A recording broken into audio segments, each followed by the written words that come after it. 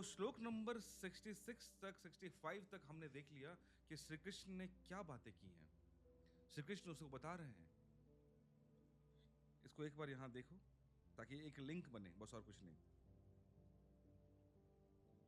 Last के श्लोक में 65 में हमने देखा था, श्री कृष्ण कहते हैं कि उस निर्मलता के होने पर इसके संपूर्ण दुखों का अभाव हो जाता है और उस प्रसन्न चित्त वाले पुरुष की बुद्धि शीघ्र ही अच्छी प्रकार स्थिर हो जाती है।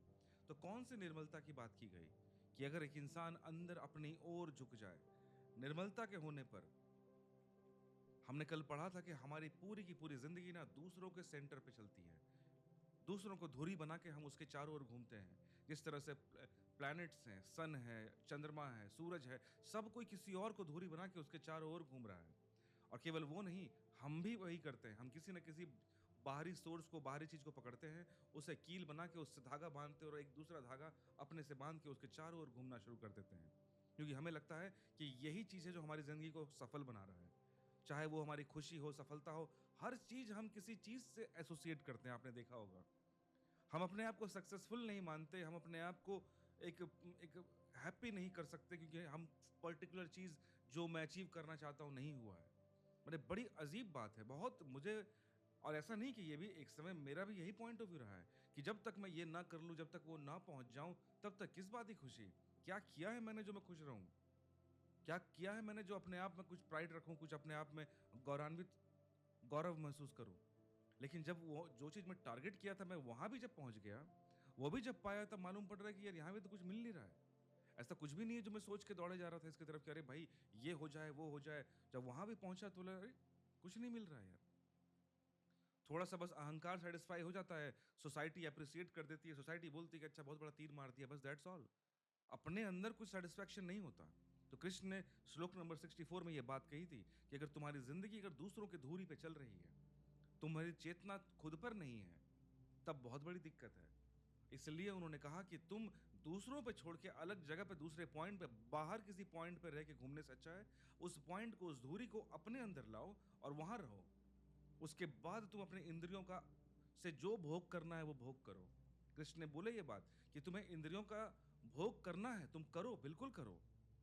लेकिन सवाल ये है कि तुम पहले अपने चित्त को अपने अंदर रखो। बाहर किसी पॉइंट पे रोक कर उसके बाद भोगने जाओगे, तब वो सारी इंद्रियां तुमको कष्ट के अलावा और कुछ नहीं देने वाली, असंतुष्टि के अलावा कुछ नहीं देने वाली। अनसेटिस्फाइड सोल रह जाएगा, अनसेटिस्फाइड एज ए पर्सन तुम रह जाओगे। और इसलिए नेक्स्ट श्लोक में कहते हैं कि ये उस निर्मलता, जब एक बार वो आ गई, उस निर्मलता से सभी दुखों का अभाव हो जाता है। कि एक बार अगर तुमने बाहर देख के बाहर छोड़कर अंदर की ओर प्रस्थान किया और उसके बाद तुमने जीवन को भोगना शुरू किया, उस समय वो इंसान निर्मल रहता है। उसका जो चेतना है वो शुद्ध होना शुरू हो जाती है और उस समय उसके पास दुख नहीं आ सकते, प्रसन्नचित्त रहता है इंसान। तो ये चीज हमने कल तक देखा था 65 नंबर श्लोक तक। अब आगे श्री कृष्ण अर्जुन से और क्या कहते हैं कि अयुक्त पुरुष के, एक मिनट। हम्म आगे श्री कृष्ण ये कहते हैं कि अयुक्त पुरुष के अंतःकरण में श्रेष्ठ बुद्धि नहीं होती। अयुक्त पुरुष के अंतःकरण में श्रेष्ठ बुद्धि नहीं होती और उसके अंतःकरण में भावना भी नहीं होती, और बिना भावना वाले पुरुष को शांति भी नहीं होती। फिर शांति रहित पुरुष को सुख कैसे हो सकता है? अयुक्त पुरुष के अंतःकरण में श्रेष्ठ बुद्धि नहीं हो सकती। अंतःकरण क्या होता है हमने कल पढ़ा था कि अंतःकरण क्या है। अंतःकरण फिर से एक बार बोल दूं कि अंतःकरण ना आत्मा है ना चेतना है, चेतना और आत्मा के बीच में है। अक्सर अंतःकरण लोग ये समझ बैठते हैं, इसके लिए कोई प्रॉपर इंग्लिश वर्ड नहीं है। कल हमने देखा था ये चीज। कल मैंने इंटरनेट पर सर्च भी किया था तो मालूम पड़ा कि अंतःकरण के बारे में एक ही बात बोली गई, टू द एंड। जो हमारे भीतर, जो जिसको अंतरात्मा कहा गया है, आत्मा से जस्ट बाहर और चेतना से अंदर, ये हमने कल देखा था। पर अक्सर हमें जो लगता है कि हमारी गट फीलिंग है, हमारी अंतरात्मा की आवाज जिसको हम कहते हैं, वो अक्सर हमारी चेतना की, हमारी अनकॉन्शियस माइंड की आवाज होती है, जो with time, with society, with our culture, with teachers, with parents, with the family, वो चीजें जो हम सीखते हैं वही रिकॉयल करते रहता है, इको करता है बस। और उसको हमें लगता है कि हमारी आत्मा की आवाज है। क्योंकि एक बात याद रखना, दुनिया में, सृष्टि में हर आत्मा सेम है। तो हर आत्मा सेम की आवाज सेम होगी। ये नहीं कि मेरी आवाज कुछ और तुम्हारी आवाज कुछ और, ऐसा नहीं हो सकता। तो यानी वो सिर्फ और सिर्फ तुम्हारे संस्कार की आवाज कह सकते हैं, चेतना की आवाज या अवचेतन मन, अनकॉन्शियस माइंड की आवाज। तो वो चीज होती है और कुछ नहीं। लेकिन जो अंतःकरण की बात हमने कल जो पढ़ी थी, अंतःकरण तुम्हारी चेतना से एक लेवल और नीचे है, परंतु वो आत्मा नहीं बनी है। पर आत्मा के सबसे करीब जो है वो अंतःकरण है। उसको हम as for for simple word उसको अंतरात्मा बोल सकते हैं यहाँ पे। और वो शुद्ध ही है, उसकी शुद्धि की संभावना नहीं, क्योंकि वो ऑलरेडी शुद्ध है। ये भी हमने कल देखा था। तो हमें जो शुद्धि करनी पड़ती है वो चेतना तक ही करनी पड़ती है। उसके बाद अंतःकरण शुद्ध है, आत्मा शुद्ध है, और आत्मा के भीतर बैठा परमात्मा शुद्ध है। तो यहां पर हो गया, अंतःकरण में श्रेष्ठ बुद्धि नहीं होती, और उसके अंतःकरण में भावना भी नहीं होती, और बिना भावना वाले पुरुष को शांति भी नहीं होती। फिर शांति रहित पुरुष को सुख कैसे मिल सकता है? तो एक बार शांति ना हो तो अब देखते हैं कि किस शांति की बात चल रही है यहां पर। ठीक है, अयुक्त पुरुष को शांति नहीं, युक्त पुरुष को शांति है। अयुक्त पुरुष क्या है, युक्त पुरुष क्या है? अयुक्त पुरुष को भावना नहीं, शांति नहीं, आनंद नहीं। और युक्त और अयुक्त का अर्थ क्या है? इन दो शब्दों का अर्थ क्या है? एक बार ये शब्दों का अर्थ समझेंगे, इसका मीनिंग क्या है, सिग्निफिकेंस क्या है। After that we will understand कि श्लोक में कृष्ण क्या बोलना चाह रहे हैं। ओशो कहते हैं कि अयुक्त का अर्थ है अपने से ही अलग, अपने होने से ही दूर पड़ गया, अपने से ही बाहर पड़ गया, अपने से ही टूट गया, स्प्लिट है अयुक्त। कहते हैं ना, मैंने बहुत ही मैंने शुद्ध हिंदी या संस्कृत का शब्द इसको समझ सकते हैं कि एक होता है ना, युक्त मतलब जुड़ा हुआ, अयुक्त मतलब भिन्न, डिफरेंट। युक्त जैसे युक्ति, एक जोड़। युक्त मतलब जुड़ा हुआ, अयुक्त मतलब भिन्न, डिफरेंट। कल हमने पढ़ा था कि लास्ट में ओशो ने एक बात कही थी कि हमें किस तरह से हम अंतःकरण को जाने। याद कीजिए, अगर आपने देखा होगा तो उसमें ओशो ने एक बात समझाई कि जिस तरह से हमें अंदर की ओर अपने आप मूव करना है, पहले अपने सेंसेस को देखना है। ठीक है, जिस सेंसेस के थ्रू, जिस इंद्रियों के थ्रू हम दुनिया का भोग करते हैं, आंख कान नाक, ये इसके अंदर और जाता है जो कि है अंत अंत इंद्रियां। वो क्या है जी? इन इंद्रियों को, इन सेंसेस को जो रेगुलेट करता है, कि कोई सामने स्त्री गई, आंखें सिर्फ एक मनुष्य को देखता है, पर वो एक स्त्री है, उसके प्रति काम वासना क्या हो सकती है? वो हमारे अंत इंद्रियों का जो रस है, कि वो काम वासना भोगने की इच्छा वो आंखों में नहीं थी। आंखों को जो डिराइव कर रहा है, जो उकसा रहा है देखने के लिए, वो क्वालिटी, उसको कहते हैं अंत इंद्रिय। जैसे कहते हैं इंद्रियों का रस, सेंसेस का जो रस है, जो वो भोगना चाहता है, उसके अंदर हम और आए तो हमें मिला स्मृति। तो हमने कल ओशो ने बताया था कि तुम पहले आंखें बंद करो, जब भी अपने आप को, जैसे फॉर एग्जांपल अपने आप को देखना चाहते हो, अंदर प्रवेश करना चाहते हो, पहले सबसे पहले तुम्हारी मुलाकात होगी इंद्रियों से। तो उससे बोलो कि ये मैं नहीं हूं, तुम वो नहीं हो। देखने वाला जो देख रहा है और जो इंद्रियां, ये दोनों अलग हैं। फिर और अंदर आए तो इंद्रियों का रस मिला, अंतस इंद्रियां। तुमने फिर कहा कि वो नहीं है तुम, हर चीज को रिजेक्ट करते जाओ। फिर और अंदर आए, तुमको स्मृति मिली। स्मृति मतलब मेमोरी, जो भी डेटा है तुम्हारे पास, जो भी पास्ट चीज का इंफॉर्मेशन जो भी तुम्हारे पास है, प्रेजेंटली जो ले रहे हो, जो भी फ्यूचर के बारे में तुमने सोच के रखा है, एवरीथिंग। लेकिन तुम वो नहीं हो, ये चीज तुम्हें पता होना चाहिए। वो सिर्फ यादें हैं, तुमने बाहर से एक्यूमुलेट किया है, वो कहीं से आया है, तुम नहीं थे। तुम्हारे जब तुम इस दुनिया में क्रिएट भी हुए हो, फॉर एग्जाम्पल तुम पुनर्जन्म की बात नहीं मानते, लेकिन पैदा हुए हो ये तो मानते हो ना। तो जिस दिन तुम पैदा हुए हो उस समय से वो मेमोरी नहीं थी, उसके बाद से वो डेटा बनना शुरू हुआ, इसलिए वो मेमोरी भी तुम नहीं हो एटलीस्ट। फिर और अंदर आओ, फिर तुम्हारी मुलाकात होती है चेतना से। चेतना भी तुम नहीं हो, क्योंकि चेतना भी तुम्हारे ही, जो ब्रेन है, तुम्हारा जो बुद्धि है, वही रेगुलेट करता है, उसका ही व्यवहार को, तुम्हारे पूरे कैरेक्टरिस्टिक, तुम्हारे पर्सनालिटी को वो चीजें बता रही है। वो भी तुम नहीं हो। उसके बाद तुम और अंदर आओ, तुम्हें फिर दिखाई देगा अंतःकरण। अंतःकरण जो शुद्ध है, अंतःकरण जो बाहरी, जो भी चीजें तुम गंदगी सीखते हो, वहां अंत है। समझ लो कि वो घर का द्वार है, घर के अंदर घुस गए, सारी गंदगी चेतना तक रुक जाती है, उसके बाद अंतःकरण है, वहां पे गंदगी नहीं आती, कोई पाप पुण्य कुछ नहीं होता, वो प्योर है। लेकिन याद रखना, तुम वो भी नहीं हो। उसके और अंदर आओ, तब तुम्हें मुलाकात होगी वो आत्मा की। तो जैसे ही तुम वहां पहुंचते हो, और जैसे जैसे जैसे तुम अंदर आते हो, और एक समय ऐसा आएगा जब तुम्हें कुछ भी दिखना बंद हो जाएगा, you will be blind. Then इसका मतलब तुम्हारी मुलाकात तुम्हारी खुद से हो गई कि तुम कौन हो। जो अभी तक सारी की सारे इस प्रोसेस को देख रहा था, इंद्रियों से अंतस इंद्रियां, इंद्रियों का रस, उसके बाद स्मृति, स्मृति के बाद जो भी बुद्धि और चेतना, जो भी चीज तुम देखते आ रहे थे, कौन देख रहा था? जिस दिन तुम्हारी मुलाकात वहां तक पहुंच गई, तुम पहुंच गए एक ध्यान की स्थिति में, तुम पहुंच गए समाधि और मोक्ष की स्थिति में। तो यहां पर उसी स्थिति की बात श्री कृष्ण कह रहे हैं कि अयुक्त का अर्थ होता है जो दो हो, और युक्त का मतलब जो जुड़े हुए हैं। जब तक तुम्हारे दर्शन, तुम्हारी पहचान वो तुम्हारी खुद से नहीं हुई हो, तब तक तुम अयुक्त हो, तुम दो हो, तुम स्प्लिट में हो। एक तुम कोई और हो और एक जो तुम्हारी पर्सनैलिटी बाहर है। और जब तुम युक्त होते हो, तुम अपने आप से जब मुलाकात हो जाती है, जब तुम खुद में अपने आप को मर्ज कर पाते हो, उस समय युक्ति आती है। तो अयुक्त का अर्थ है अपने से अलग, और अपने से ही दूर पड़ गया, अपने से ही बाहर पड़ गया, अपने से ही टूट गया। लेकिन अपने से कोई कैसे टूट सकता है? अपने से कोई कैसे अयुक्त हो सकता है? अपने से टूटना तो असंभव है। अगर हम अपने से ही टूट जाएं, इससे बड़ी असंभव बात कैसे हो सकती है? क्योंकि अपने का मतलब ही यह होता है कि अगर मैं अपने से ही टूट जाऊं, तो मेरे दो अपने हो गए, एक जिससे मैं टूट गया और एक जो मैं टूट कर हूं।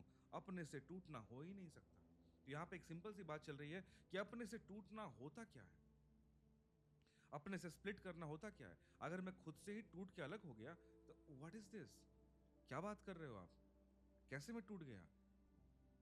तब तो दो हो जाऊंगा ना मैं तो दो हो गया। इसका मतलब कि अगर मैं एक टूट गया, तो एक जिससे टूट के रखा, जिससे टूटा वो, और जो नया टूट के बना वो, तो मैं दो तो मैं नहीं हूं ना। मैं तो एक ही हो सकता हूं, दो नहीं हो सकते। तो ये एक असंभव घटना है। और अपने से जुड़ने का भी क्या मतलब, अपने से युक्त होने का भी क्या मतलब? जब टूट ही नहीं सकता, तो जुड़ूं कैसे? तो फिर बात कहां है?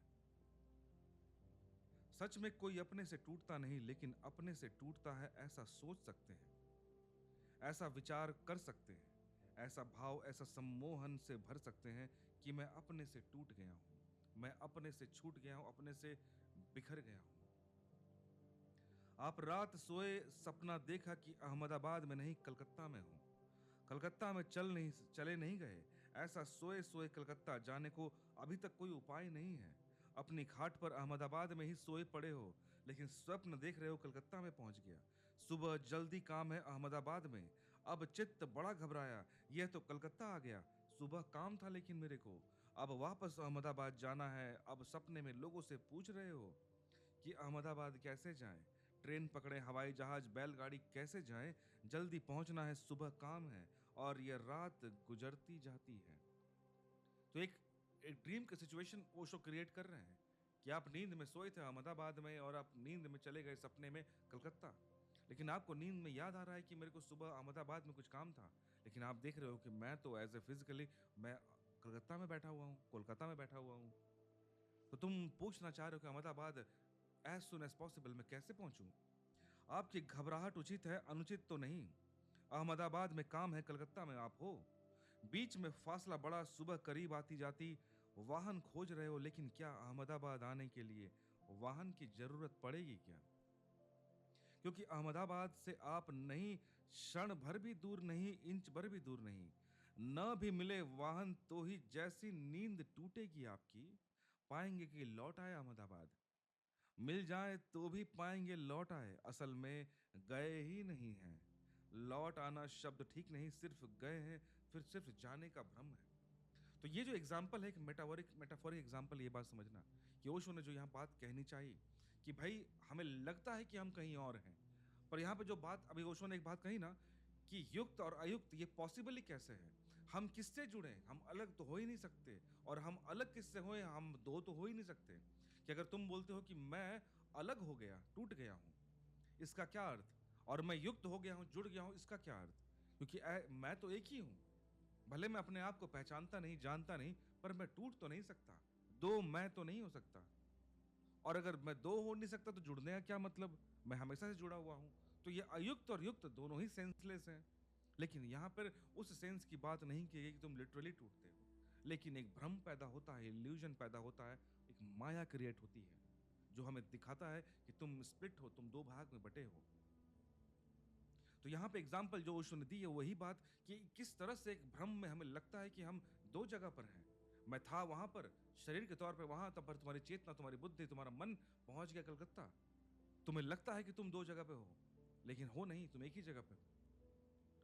तो जब कृष्ण कहते हैं अयुक्त और युक्त, तो वास्तविक फर्क नहीं है।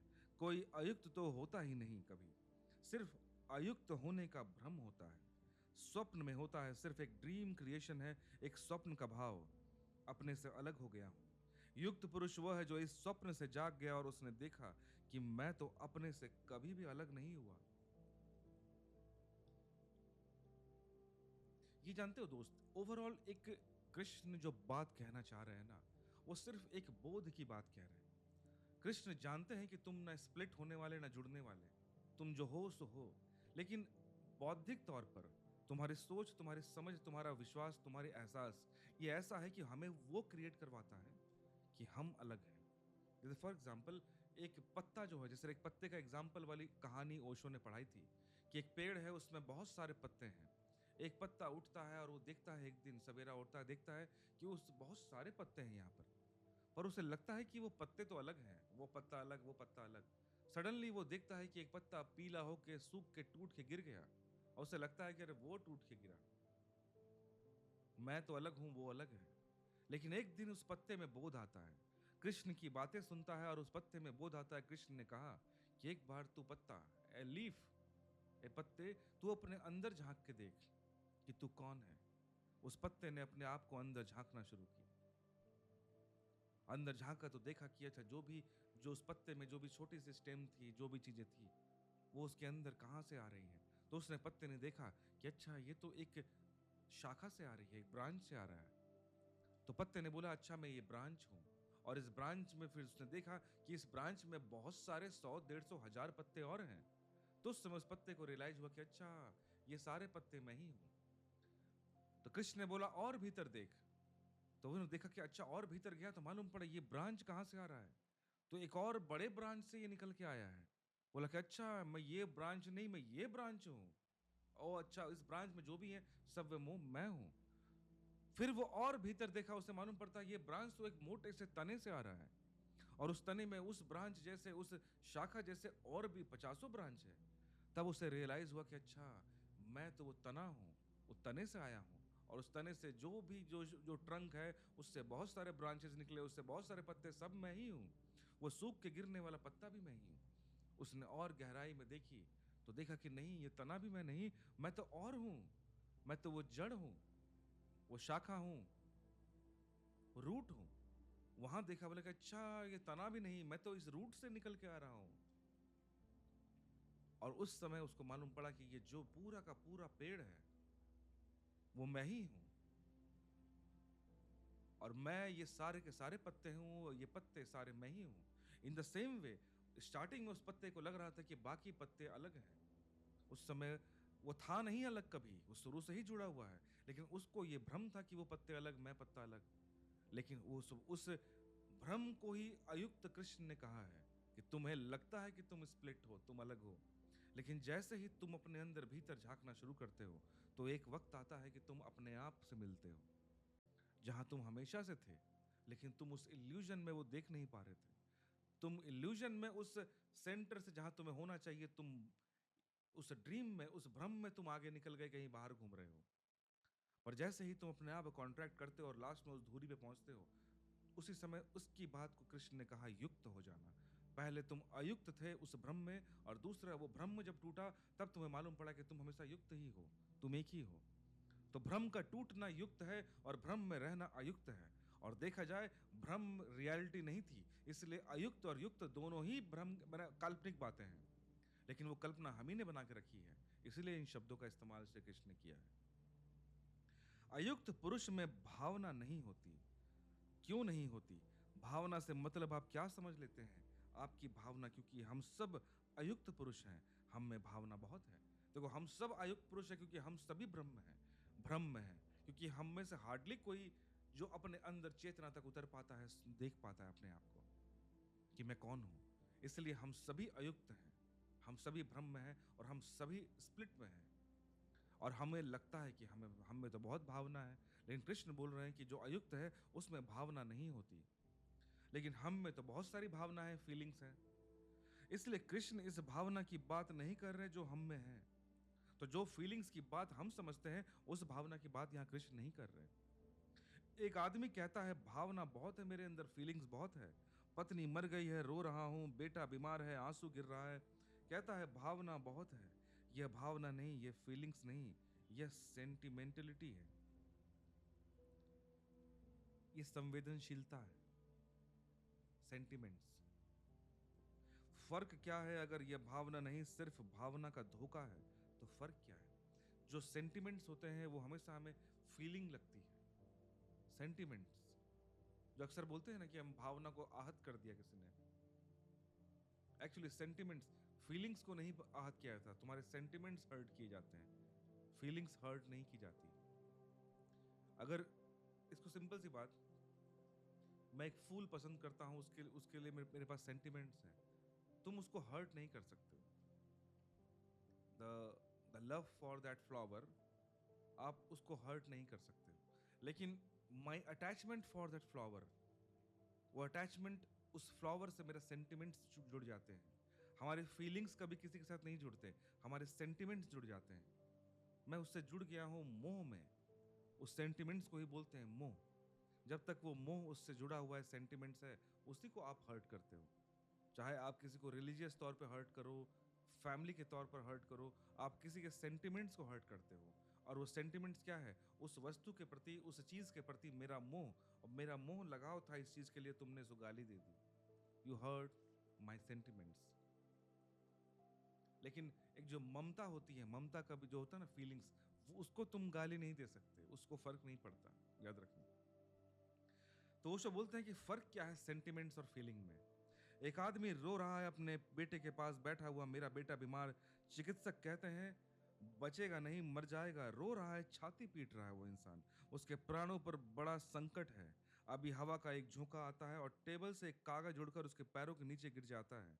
वह उसे यूं ही उठाकर देख लेता है, पता है कि उसकी पत्नी को लिखा गया किसी का प्रेम पत्र है। एक उसकी पत्नी मर रही है और वो रो रहा है, बहुत छाती पीट रहा है। सडनली कोई हवा का झोंका चला और चिट्ठी, एक पत्र उड़ता हुआ कहीं आया और उसके पैरों पे गिर गया। उसने उठा के देखा कि एक प्रेम पत्र है जो उसकी पत्नी का था, किसी के साथ संबंध का, उसके बारे में। तो वो यूं ही उठाकर देख लेता है, पता है कि उसकी पत्नी को लिखा गया किसी का प्रेम पत्र है।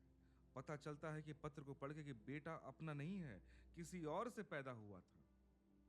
सब भावना विदा हो गई, कोई भावना न रही। दवाई की बोतलें हटा देता है, जहर की बोतलें रख देता है, रात एकांत में गर्दन दबा देता है। वही आदमी जो उसे बचाने के लिए कह रहा था, अब वही आदमी गर्दन दबा रहा है। वो पत्नी, जो बेटा उसका मर रहा था, अचानक से उसको मालूम पड़ता है कि वो बेटा उसका नहीं है, उसकी पत्नी या किसी और से संबंध है और वो बेटा उसका है। सडनली जिसके लिए वो रो रहा था, अचानक से वो बेटा पराया हो गया, वो सेंटिमेंट्स खत्म हो गए। अब यहीं पे वो बात है, मैंने भी कहा ना कि एक एक बच्चे के लिए एक ममता अलग है, पर उस पे अगर मोह आ गया वो अलग चीज है, वो सेंटिमेंट्स है, जो मैंने फूल के लिए बोला आपको अभी। तो यहाँ पे वही वाली बात है कि उस इंसान का सेंटिमेंट्स हर्ट हो गया, भावना नहीं थी, वो पुत्र प्रेम नहीं था, वो एक लगाव था, वो हर्ट हुआ है, वो गायब हो गया सडनली। भावना क्या होता है? यह कैसी भावना थी? यह भावना नहीं थी, यह मेरे लिए भावना का मिथ्या भ्रम था। मेरा नहीं है तो बात समाप्त हो गई। उस आदमी के लिए बस इतना ही था कि ये मेरा है, मेरी औलाद है, ये अटैचमेंट, ये मोह, उसको उसने भावना का नाम दे दिया, फीलिंग्स का नाम दे दिया। पर वो फीलिंग्स नहीं थी, वो सिर्फ और सिर्फ सेंटिमेंट्स होते हैं एक इंसान के। टॉल्स्टॉय ने एक कहानी लिखी है, लिखा है कि एक आदमी का बेटा बहुत दिन से घर के बाहर चला गया। बाप ही क्रोधित था इसलिए चला गया। फिर बाप बूढ़ा होने लगा, बहुत परेशान था। अखबारों में खबर निकाली, संदेशवाहक भेजा, फिर उस बेटे का पत्र आ गया कि मैं आ रहा हूँ, आपने बुलाया तो मैं आ जाता हूँ, मैं फलना फलना दिन फलना फलना ट्रेन से आऊंगा। स्टेशन दूर है, देहात में रहता है बाप। अपनी बग्घी कसकर वो उसे लेने गया। मालगुजार और जमींदार है, लेकिन उसके आने का पता चला कि ट्रेन आ चुकी है। वह सोचता था 4 बजे आएगी, वह 2 बजे आ गई। तो धर्मशाला में ठहरा जाकर वो बच्चा अब अपने बेटे की तलाश करे, वो यहाँ वहाँ। धर्मशाला में कोई जगह खाली नहीं। धर्मशाला के मैनेजर को उसने कहा कि कोई भी जगह खाली करवाओ। वह जमींदार है, तो उसने कहा कि अभी एक कोई भिखमंगा सा आदमी आकर ठहरा है, इस कमरे में उसको निकाल कर बाहर रख दें क्या? क्योंकि बात समझो, ये स्टोरी में क्या थी कि ट्रेन पता चला, लेकिन उसको आने पर पता चला कि ट्रेन आ चुकी है, ट्रेन जल्दी आ चुकी है। उससे कोई निकल के उस धर्मशाला में आकर बैठ चुका है। तो उस मैनेजर ने कहा उस धर्मशाला के कि भाई एक भिखारी टाइप का इंसान कोई बेड ऑक्यूपाई किया हुआ है, कहीं उसको निकाल दें क्या? उसने कहा कि निकाल के बाहर करो उसे। उसे पता नहीं कि वह उसका बेटा है। जो भिखारी सा इंसान था, उसे पता नहीं कि जो कि बहुत बहुत सालों के बाद वो आ रहा है ना, उसकी स्थिति खराब हो गई होगी, तो आया होगा भिखारी की स्थिति में। लेकिन ट्रेन पहले आ गई और वो धर्मशाला में रुका हुआ है कि उसका बाप उसको लेने आएगा। जब उसका बाप आया, देख रहा है कि अब सब भरा हुआ है, वेटिंग लिस्ट, क्योंकि उसको इंतजार करना है। तो मैनेजर ने बोला एक भिखारी टाइप का बच्चा बैठा हुआ है, कोई लड़का, उसको निकाल दूं क्या? उसने जमींदार ने बोला निकाल दो, बाहर फेंको उसको। पर अभी तक उस जमींदार को पता नहीं कि वो उसी का बेटा बैठा हुआ है। उसे निकाल कर बाहर कर दिया गया। वह अपने कमरे में आराम से, उसने आदमी भेजे कि गांव में खोजो कि मेरा बेटा कहाँ है। वो जमींदार अभी भी वेट कर रहा है ना कि उसका ट्रेन पहले आ गई है, कहाँ गया उसका बेटा, पता करवाओ इधर उधर, मैं जब तक उस धर्मशाला में वेट करता हूँ। वह बेटा बाहर सीढ़ियों पर बैठा है। सर्द रात उतरने लगी। उस गरीब लड़के ने बार बार कहा कि मुझे भीतर आने दो, बर्फ पड़ रही है, मुझे बहुत दर्द है पेट में।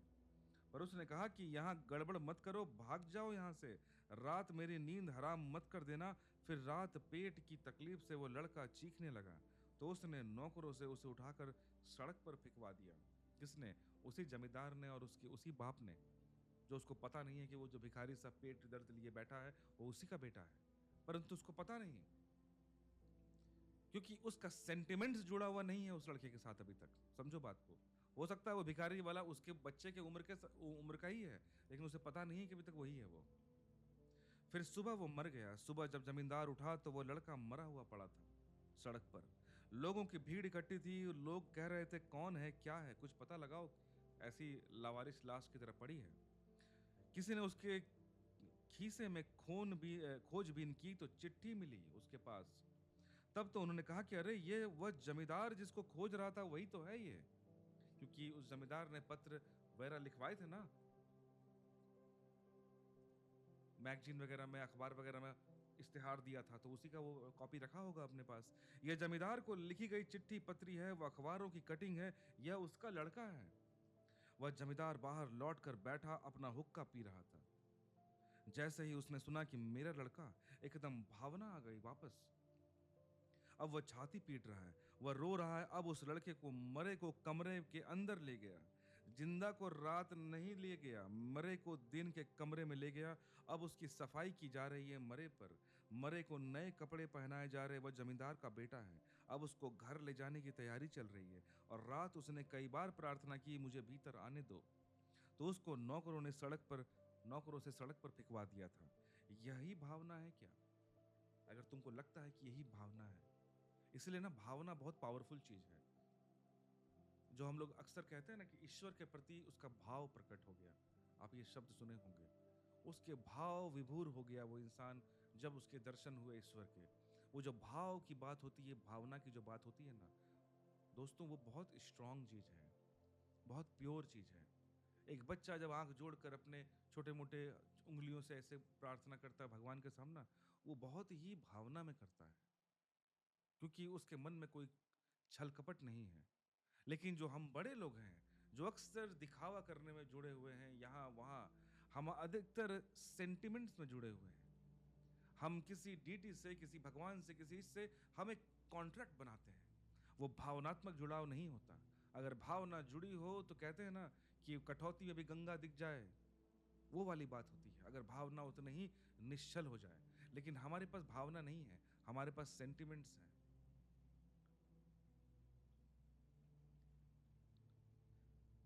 तो ओशो पूछते हैं कि क्या यही भावना है?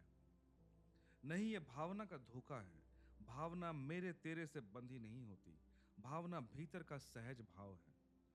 अगर भावना होती तो उसे कमरे के बाहर निकालना मुश्किल होता। अगर भावना होती तो रात उसके पेट में दर्द है, सर्द रात में वो बर्फ पड़ती, उसे बाहर बिठाना मुश्किल होता उस जमींदार के लिए। यह सवाल नहीं है कि वो कौन है, सवाल यह है कि भाव है भीतर। इसी को कहते हैं भावना। कि इंसान सामने वाला कौन है क्या फर्क पड़ता है, मेरा अपना है नहीं है क्या फर्क पड़ता है। अगर आपको लगता है कि वो इंसान पीड़ा में है और आपको लगता है कि कोई अपना अगर होता तो मैं ये मदद करता, तो आपने उसी भाव से उसको कर दिया। ये हो गई भावना। अदरवाइज जो भी चीज में कॉन्ट्रैक्ट जुड़ा हुआ है, सेंटिमेंट्स, जहां मोह जुड़ा हुआ है, मोह। इसीलिए पिछले श्लोक में हमने मोह के बारे में बहुत चीज पढ़ा है कि मोह कैसे काम करता है। अगर मोह जुड़ा हुआ है वहां पर, ऑब्सेशन जुड़ा हुआ है, तब अलग चीज है। अदरवाइज वो भावना नहीं है। ध्यान रहे, भावना स्वयं का स्फुरना है, दूसरे का सवाल नहीं। वो कौन है? मर रहा एक आदमी नौकरों से फिकवा दिया उठाकर।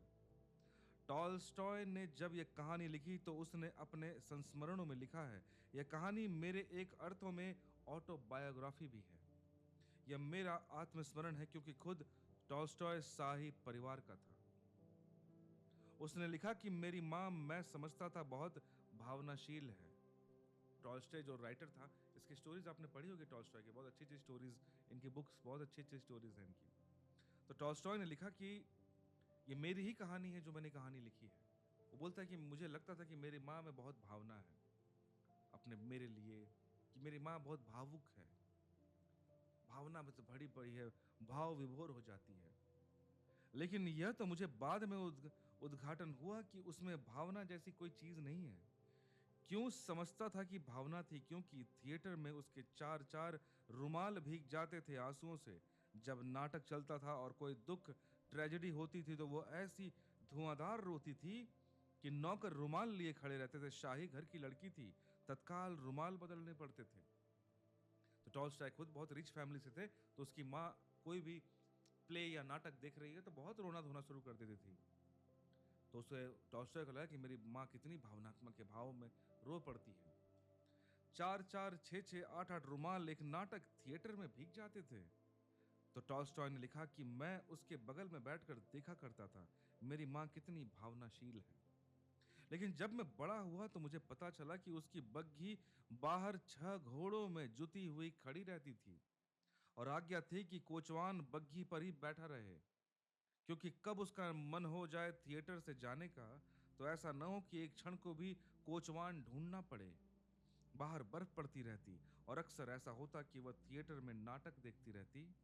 तब तक एक दो कोचवान मर जाते, उनको फेंक दिया जाता, दूसरा कोचवान तत्काल बिठाकर बग्घी चला दी जाती। वह औरत बाहर आकर देखती कि मुर्दे कोचवान को हटाया जा रहा है और जिंदा आदमी को बिठाया जा रहा है, और वह थिएटर के लिए रोती रहती। वह थिएटर में जो ट्रेजेडी हो गई, तो जो नाटक में ट्रेजेडी दिखाती है उसको देखकर वो औरत रो रही है, पर अपने ही कोचवान, अपने जो होता ना घोड़ा गाड़ी, उसको चलाने वाला, तांगा चलाने वाला जो इंसान, ड्राइवर समझ लो एक तरह से, हॉर्स राइडर, जो भी बोलो उसको, तो वो इंसान उस बर्फ में पड़े हुए। टॉलस्टॉय शायद मेरे ख्याल से यूरोपियन राइटर थे शायद, मुझे पता नहीं, जो बर्फ पड़ने वाले देश में यूरोपियन में ही होंगे।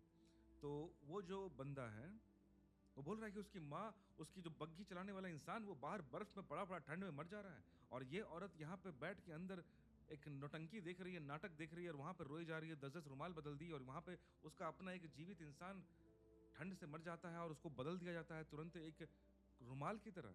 वहां पे उसकी आंखों में एक आंसू के बूंद भी नहीं आते, और आंसू आए तब भी गलत है, क्योंकि उससे पहले कम से कम उसमें ये सेंटिमेंट्स होना चाहिए, ये इमोशंस तो होना चाहिए था, एटलीस्ट एक थॉट्स तो होना चाहिए था कि उस इंसान को भाई अंदर रखो, बाहर ठंड है।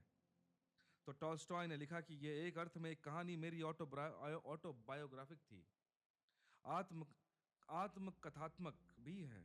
ऐसा मैंने अपनी आंख से देखा है। तब मुझे पता चला कि भावना कोई और चीज होगी, फिर यह चीज भावना नहीं हो सकती। तो उस थिएटर को देख के, फिल्मों में देखकर, अक्सर हम देखते हैं ना, बहुत लोग बोलते हैं कि नहीं, फिल्म देखते देखते मेरी आंखों में आंसू आ जाते हैं, बहुत इमोशनल आदमी है भाई, बहुत इमोशंस बहुत है, भावना बहुत है। नहीं, वो भावना नहीं है, सेंटिमेंट्स है। क्योंकि अक्सर जब हम फिल्म जब देखते हैं और आंखों में आंसू आती है ना दोस्त, तो आप ध्यान से देखना, आपने कोई ना कोई ऐसी चीज आप इमेजिन करते हो उस फिल्म या उस बुक को पढ़ते वक्त, जो आपसे जुड़ी हुई कोई चीज आपको याद दिलाती है, जिससे आपका सेंटिमेंट जुड़ा हुआ है, वो चीज से आप अफेक्ट हो रहे हो, तो उस जिस चीज से आप मोहग्रस्त ऑलरेडी हो, वो चीज आपको याद आती है, उस कारण से आप रोते हो। ऐसा नहीं कि इंसानियत के साथ ऐसा हो रहा है, वो चीज ऐसा नहीं। तो वो मैक्सिमम लोग के साथ वही होता है कि वी आर सेंटिमेंटल, और हमें लगता है कि वी आर वेरी भावनात्मक और फीलिंग वाले लोग हैं। ऐसा नहीं है। जिसको हम भावना कहते हैं, कृष्ण उसको भावना नहीं कह रहे। भावना उठती है उस व्यक्ति में जो अपने से संयुक्त, जो अपने में युक्त, युक्त यानी योग को उपलब्ध है, युक्त यानी जुड़ गया जो संयुक्त है, अयुक्त अर्थात वियुक्त जो अपने से जुड़ा हुआ नहीं है। वियुक्त तथा सदा दूसरों से जुड़ा रहता है, युक्त सदा अपने से जुड़ा रहता है। तो जो युक्त इंसान है वो खुद में जुड़ता है, खुद को पा लेता है। जैसे बुद्ध, महावीर, कृष्ण, इन जैसे शख्सियत ने जो कार्य किया, जो अपने आप को पा लिया, वो युक्त है। और जो दूसरों से जुड़ा रहता है, दूसरों से सेंटिमेंटली कनेक्टेड रहता है, सिर्फ पूरी की पूरी धुरी उनकी उनके अकॉर्डिंग अराउंड घूमती है। मोह में पड़े हुए लोग, जब तक इंसान खुद तक नहीं पहुंचता, वो मोह से नहीं टूट पाता। अब आप बोलोगे कि यार ये क्या मतलब हो कि मोह से सच में नहीं टूट पाते, तो कृष्ण को सुनने की क्या फायदा? आपके मन में ये विचार आ सकता है। तो कृष्ण को सुन के क्या फायदा जब मेरा मोह टूटेगा ही नहीं कंप्लीटली, अब मैं महावीर और बुद्ध तो बनने से रहा। आपका प्रश्न सही है, लेकिन एक चीज समझो बात को। हम स्कूल जाते हैं, हमें मोरालिटी सिखाई जाती है, माँ बाप पढ़ाते हैं, बहुत चीजें समझाते हैं कि अच्छा इंसान बनना है। अब आप बताओ मैं आपको कि क्या आप सच में हम अच्छे इंसान बन गए क्या? 100% नहीं। सारी किताबें, सारे टीचर, सारे गुरु, सारे माता पिता, सारे स्कूल सिस्टम, हर चीज, सब चीज सिखा रहा है कि अच्छा इंसान बनना है, पर हम बन पाते नहीं। तो क्या उन सब की कोई वैल्यू नहीं है? वैल्यू है। हम और भी बुरे बनते अगर वो चीजें हमें गाइडेंस नहीं मिलती। हम अभी बहुत कम बुरे बने, कम से कम थोड़ी बहुत बुराई कम में हम में, क्योंकि हमें बहुत चीजें गाइडेंस मिली है, सिखाया गया है। तो इस सेंस में गीता को समझो एक मेरी बात दोस्त, कि अगर आपको लगता है कि मैं मोह से मुक्त तो हो नहीं सकता, तो गीता व्यर्थ नहीं है तुम्हारे लिए। अगर गीता न समझे तो और भी ज्यादा मोह में पड़ोगे। अभी गटर में पैर गिरा है, पूरे के पूरे कूद जाओगे गटर में। लेकिन गीता आपको बचाती है, कम से कम बाहर तो निकालती है कि थोड़ा बहुत बाहर तो निकलो। अगर मोह में भी हो तो थोड़ा कम मोह में रहो, कुछ ही चीज से मोह में रहो, बाकी सबसे तो मुक्त रहो। तब चेतना में जो कंपन बहुत तेज है, वो थोड़ा कंपन कम तो हो। शायद कभी जीवन में पॉसिबिलिटी आ जाए कि वो कंपन्नता खत्म ही हो जाए। इस जन्म में, अगले जन्म में कभी तो हो ही जाएगा वो। बस इसकी बात, इस अप्रोच से लेना गीता को। वियुक्त सदा दूसरों से जुड़ा रहता है, अपने सब लिंक दूसरे होते हैं। वह किसी का पिता है, किसी का पति है, किसी का मित्र है, किसी का शत्रु है, किसी का बेटा है, किसी का भाई है, किसी की बहन और किसी का पत्नी है। लेकिन खुद कौन है उसका उसे पता नहीं। उसकी अपने बाबत सब जानकारी दूसरों की बाबत जानकारी होती है। पिता है अर्थात पुत्र से कोई संबंध, यानी पत्नी से कोई संबंध, उसकी अपनी संबंध से सारी खबर दूसरों से जुड़ी होती है। और ये जो पैराग्राफ है ये बहुत इंपॉर्टेंट है, क्योंकि भगवत गीता की जो शुरुआत हुई है, चैप्टर 1 का अगर सेक्शन देखोगे, वहां पे कृष्ण ने ये बात समझाई है कि अर्जुन में जब विषाद आया, जब वो देखता है कि सभी मेरे परिजन हैं, मेरे गुरु, मेरे भाई, मेरे सगे संबंधी हैं, उस वक्त कृष्ण को जब ये बात कह रहा था अर्जुन, तो हमें देख के लगेगा कि अच्छा अर्जुन तो सही बात कह रहा है यार, ममता में है, वो तो सही बात कह रहा है। लेकिन एक बात समझना, वो भावनाओं में नहीं है, वो भावनात्मक बात नहीं कर रहा है, वो सेंटिमेंटल बात कह रहा है। सेंटिमेंटल इन द सेंस कि उसके सेंटिमेंट्स, उसका मोह जुड़ा हुआ है उनसे। कि अगर, क्योंकि अर्जुन को अपना कुछ पता नहीं चल रहा है कि वो कौन है, उसका सारा का सारा वजूद उन सब पे निर्भर है कि अगर वो मर गए तो ये भी मर रहा है, अगर चाचा मर रहा है तो भतीजा मर रहा है, भाई मर रहा है तो एक और भाई मर रहा है, बहन मर रही है तो भाई मर रहा है, गुरु मर रहा है तो शिष्य मर रहा है। अगर एक गुरु मर गया तो मेरे अंदर वो शिष्य भी मर गया, अगर एक चाचा मर गया तो मेरे अंदर भतीजा भी मर गया, एक मामा मर गया तो मेरे अंदर भांजा भी मर गया।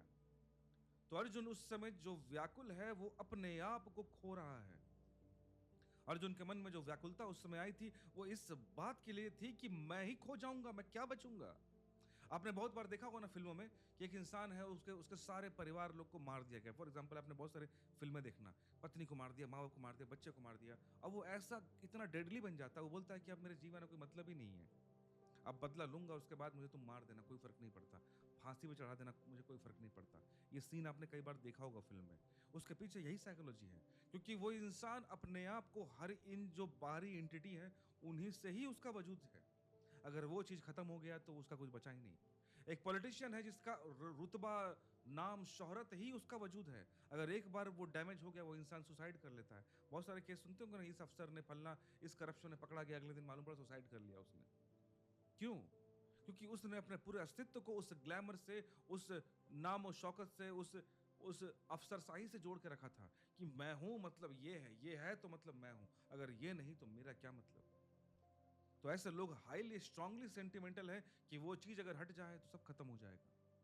एक इंसान जब ऑनर किलिंग करता है, अपनी बेटी किसी और से शादी कर ली, भाग कर, तो वो इंसान उस बेटी दामाद दोनों को मार देता है। ऐसे बहुत सारे केसेस आते हैं।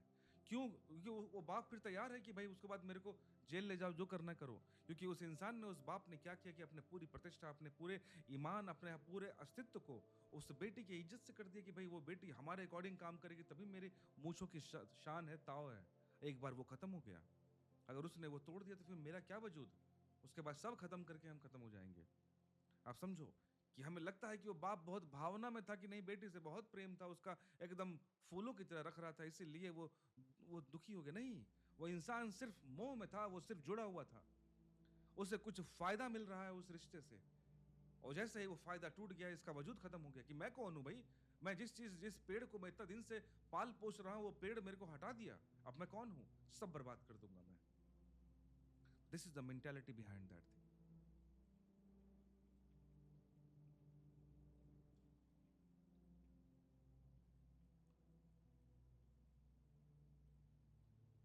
चलिए, अब नेक्स्ट 10:05 हो रहा है, 10 मिनट के अंदर बाकी कंप्लीट करते हैं, फिर कमेंट्स बहुत सारे हैं, बहुत सारे पढ़ेंगे कमेंट्स, फिर उसके बाद अगला श्लोक कंप्लीट करेंगे। तो अगर हम अपने से पूछें कि नहीं तू पिता नहीं, भाई नहीं, मित्र नहीं, तू कौन है? हूं यार हूं, हु आर यू? तो वो कहेगा कैसा फिजूल सवाल, मैं तो पिता हूं, मैं तो पति हूं, मैं तो क्लर्क हूं, मैं तो मालिक हूं। लेकिन ये सब फंक्शंस हैं, ये सब दूसरों से जुड़ा हुआ है। कि तुम कौन हो? मैं राजा हूं, ये तो तुम्हारा प्रोफेशन है। तुम कौन हो? मेरा नाम ये है, ये तो नाम तुम्हारे माँ बाप ने दिया। तुम कौन हो? अच्छा, मैं यहाँ का बाशिंदा हूँ, इस देश का, वो तो तुम्हारी एक आइडेंटिटी तुमको दी गई कि तुम इस देश शहर में पैदा हुआ, इसलिए नाम दिया गया। तुम कौन हो? मैं शरीर हूँ, ये शरीर तो तुमने धारण किया तुम जन्म से पहले, और एक दिन चला जाएगा। तुम कौन हो? मैं आत्मा। समझ रहे हो बात को कि तुम कौन हो? Who are you? इसका आंसर ढूंढने वाले लोग। अयुक्त व्यक्ति दूसरों से जुड़ा होता है, वो जो दूसरों से जुड़ा होता है उसमें भावना कभी पैदा नहीं होती, क्योंकि भावना तभी पैदा होती है जब कोई अपने से जुड़ता है। जब अपने भीतर के झरनों से कोई जुड़ता है तब भावना का स्फुरन होता है। जो दूसरों से जुड़ता है उसमें भावना नहीं होती। जो दूसरों से जुड़ा होता है वह सदा अशांत होता है, क्योंकि शांति का अर्थ ही अपने भीतर जो संगीत को अनंत धारा बह रही है उससे संयुक्त हो जाए, अतिरिक्त और कुछ भी नहीं चाहिए। तो जो इंसान संयुक्त है, असंयुक्त है, अयुक्त है, जो स्प्लिट है, जिसकी पूरी आइडेंटिटी दूसरों से जुड़ी हुई है, वो हमेशा अशांत रहता है, ये तो हम जानते हैं ना। अगर मैंने किसी से उम्मीद रखी कि ये मेरी पत्नी है, ये ऐसा बिहेव करेगी, उससे मैंने अपने आप को जोड़ दिया। अब एक बार अगर वो कुछ ऐसा ऐसा कर दे जो जो मैंने उम्मीद किया है कि वो ऐसा नहीं करने चाहिए, मेरे अंदर अशांति आ गई।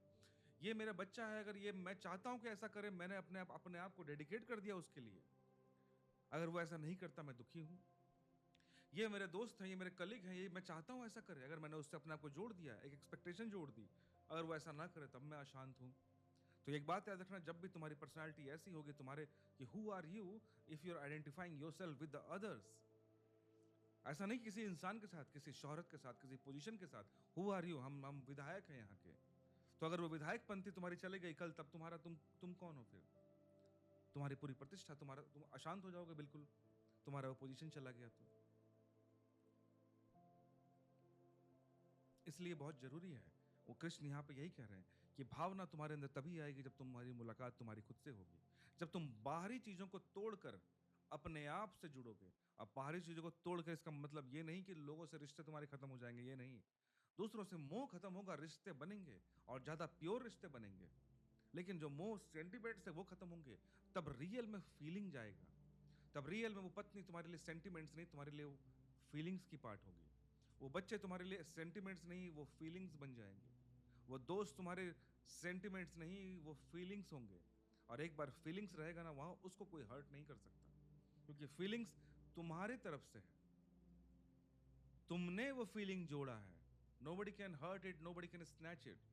If I have the feeling for the feeling of love for a flower, तो ये मेरे तरफ से है। वो फ्लावर चाहे वो जिंदा रहे, मर जाए, कोई इसे खा जाए, कोई गाय बकरी आए खा जाए, फर्क नहीं पड़ता मुझे। लेकिन जो सेंटिमेंट्स हम बनाते हैं वो हम सामने से बनाते हैं कि मेरी उम्मीद है तुमसे कि तुम बेटा ऐसे रहना, तुम पत्नी ऐसे रहना, तुम दोस्त ये रहना, तुम पोजीशन ऐसे रहना। It's mean that is coming from the outside. At that time it is not necessary कि वो हर चीज हमेशा रहेगा। जैसे ही वो टूटेगा, मेरा सोर्स ऑफ हैप्पीनेस खत्म हो गया। शांति का अर्थ है इनर हार्मोनी। शांति का अर्थ है मैं अपने भीतर तृप्त हूं, संतुष्ट हूं। अगर सब भी चला जाए, चांद तारे मिट जाएं, आकाश गिर जाए, पृथ्वी चली जाए, शरीर गिर जाए, मन न रहे, फिर भी जो मैं हूं काफी हूं। मोर देन इनफ, जरूरत से ज्यादा काफी हूं। इसलिए मैंने अभी एग्जांपल दिया ना, एक फूल के लिए मेरे लिए फीलिंग्स है, फ्लावर के लिए अगर वो फूल टूट भी जाए, खा भी जाए कोई, फर्क नहीं पड़ता।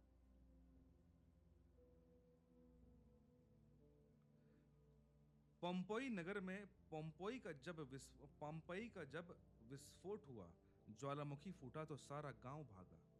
आधी रात थी, गांव में एक फकीर भी था। कोई अपनी सोने की तिजोरी, कोई अपनी अशर्फियों का बंडल, कोई फर्नीचर, कोई कुछ लेके भाग रहा था। जो बचा सका वो लेकर भाग जा रहा था गांव से आधी रात को। फकीर भी चला, भीड़ में चला, भागा नहीं वो, चला सिर्फ। भागने के लिए या तो पीछे कुछ होना चाहिए या आगे कुछ होना चाहिए। जो लोग भाग रहे थे सब चीजें लेकर, वो मोहित थे इस जीवन से। वो अपने सोने चांदी को बचाना चाहते हैं, इसलिए भाग रहे थे ना।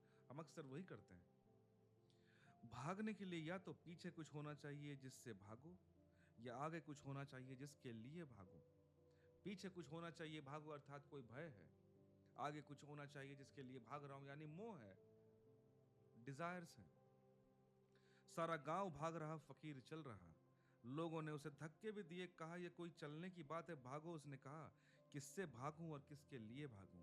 लोगों ने कहा पागल हो गए, यह कोई वक्त चलने का नहीं, इसे टहल रहे हो तुम, कोई तफरी हो रही है क्या। तब उस आदमी ने कहा लेकिन मैं किससे भागूं, मेरे पीछे कुछ नहीं, मेरे आगे कुछ नहीं। लोगों ने उसे नीचे से ऊपर तक देखा और कहा कि तू कुछ बचा कर नहीं लाया क्या। उसने कहा मेरे सिवाय मेरे पास कुछ नहीं, मैं भी किसी और चीज से बनाई नहीं, इसलिए खोने का उपाय नहीं, मैं अकेला काफी हूं। कोई रो रहा है, कोई तिजोरी छूट गई किसी की, कोई रो रहा है मेरा घर छूट गया, कोई रो रहा है मेरा वह छूट गया। सिर्फ वह आदमी भीड़ में हंस रहा है।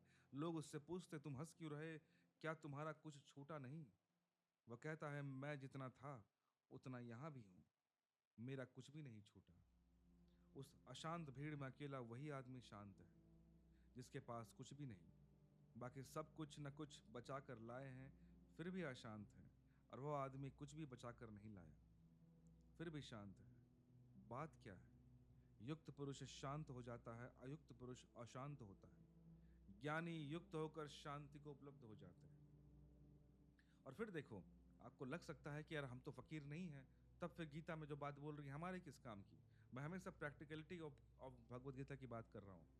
तो यहाँ पे ये चीज़ बहुत इंपॉर्टेंट है कि देखो हम बहुत चीज़ों से ऑलरेडी जुड़े हुए हैं। अब हमारी चेष्टा ये होनी चाहिए थी कि उसको मिनिमाइज करना, ताकि बाहरी चीज़ों से जो अशांति हमारे लाइफ में आती है वो तो कम हो। क्योंकि हमें ये तो मालूम पड़ रहा है कि जिस दिन वो सारे के सारे चीज़ें मोह टूटेंगे, शांति तभी आएगी। तो अभी चलो, मैं सब चीज़ों से मोह नहीं तोड़ सकता, लेकिन कम तो कर सकता हूँ ना। दूसरों की धूरी पे दौड़ना तो बंद कर सकता हूँ ना, कम तो कर सकता हूँ ना। तो ये सारी बातें श्लोक नंबर 66 में ओशो ने समझाई हमें कि कृष्ण कहते हैं कि युक्त होना जरूरी, अयुक्ति में अशांति है। युक्ति में भावना है, भावना क्या, भावना फीलिंग्स, वो सेंटिमेंट्स नहीं। सेंटिमेंट्स मोह से आता है, डिजायर से आता है, ऑब्सेशन से आता है। फीलिंग्स, भावना प्योरिटी से आती है, शांति से आती है, आत्मीयत आत्मा से आती है। अंतःकरण की चेतना, अंतःकरण के जानने से आती है। पर अक्सर हम सेंटिमेंट्स को फीलिंग्स का नाम देते हैं और इस भ्रम में रहते हैं कि हम कितने फीलिंग्स वाले हैं, कितने भावनात्मक लोग हैं। हम में फीलिंग्स कम है शायद। मेरे ख्याल से एक नवजात शिशु जो बच्चे होते हैं उन्हीं में थोड़ी बहुत भावना जो है, अदरवाइज बाकी में बहुत कम है। इसलिए मैं कहता हूं ना कि जो भक्ति योग है, भक्ति योग बहुत सिंपल है, लेकिन भक्ति में भावना चाहिए, फीलिंग्स चाहिए। हम लेके आ जाते हैं सेंटिमेंट्स। हम अपने आप को भगवान या किसी के प्रति जोड़ते हैं और उससे सेंटिमेंटली कनेक्ट होते हैं, उससे कुछ मांगते हैं, उससे कुछ उम्मीद बांधते हैं। और जहां उम्मीद बंध गई, जहां डिजायर बंध गया, वहां क्रोध आता है, वहां मोह आता है। और जहां मोह है वहां पे सेंटिमेंट्स हैं, वहां फीलिंग्स नहीं रह सकती। और जहां पे सेंटिमेंट्स है, फीलिंग्स नहीं है, वहां पे डिजायर्स हैं और ये सब चीजें, फिर भावना नहीं है वहां पे। तो आपकी भक्ति भावपूर्ण नहीं है, सेंटिमेंटल है सब। ठीक है, चलो ठीक है, ये वाला श्लोक यहाँ खत्म हुआ।